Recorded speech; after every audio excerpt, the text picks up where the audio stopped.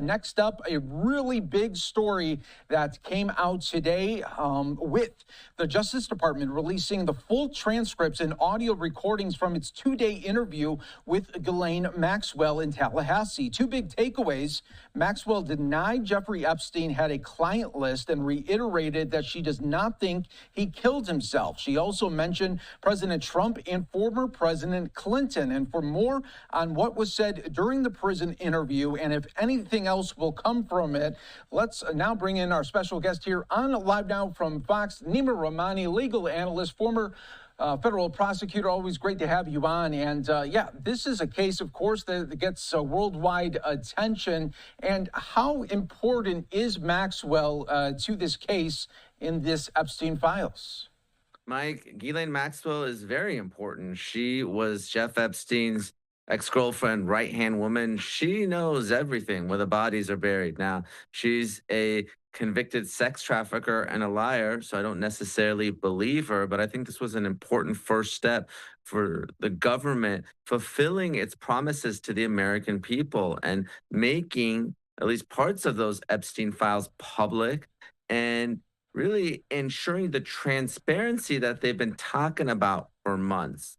Now, she did say that Donald Trump, or current president, wasn't implicated, former President Bill Clinton. That may well be true, but I'm much more inclined to believe the congressional testimony of former Attorney General Bill Barr, who said somewhat similar things. And he was obviously Attorney General during Trump's first term and when Jeffrey Epstein died, whether he was murdered or took his own life. But again, very important first step. But again, I don't know how credible Ghislaine Maxwell is.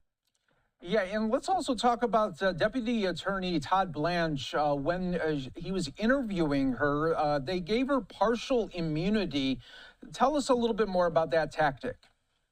So, Mike, what that is, it's called Queen for a Day. Essentially, when you meet with Department of Justice officials, and it's pretty rare to be meeting with the number two person in the DOJ, but that's how big of a case this is. You sign an agreement that essentially says anything you say during that meeting, what we call a proffer, can't be used against you. It's not immunity. It's not even cooperation. It basically just says the use or derivative immunity from what you say can't be used against you. But if prosecutors get that information from some other source, she can absolutely be prosecuted. Now, is it realistic for her to be charged again when she's already serving a 20-year term? Probably not, but that's how those deals are typically structured. And with these transcripts, there was a lot of back and forth between the Trump administration and DOJ when it was once again in the news of these Epstein files and a supposed client list that doesn't exist really. But what was the importance really of releasing it? Let's talk about it on a Friday.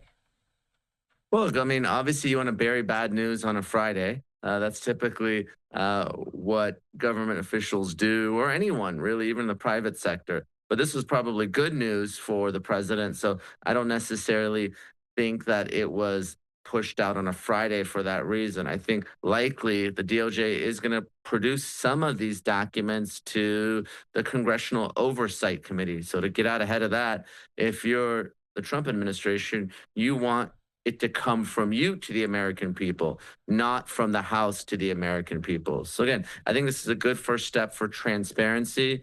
Ghislaine Maxwell's two-day interview where she said she saw nothing, knows nothing, not believable in my opinion. Again, I'm not saying that Trump or Clinton did anything improper, but I think if you're looking for some credibility, she would have identified some of the other perpetrators, and she didn't do so.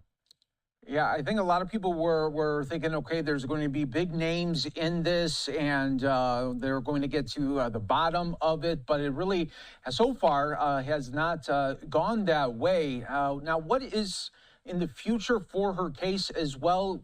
Could there be any more interviews from the DOJ?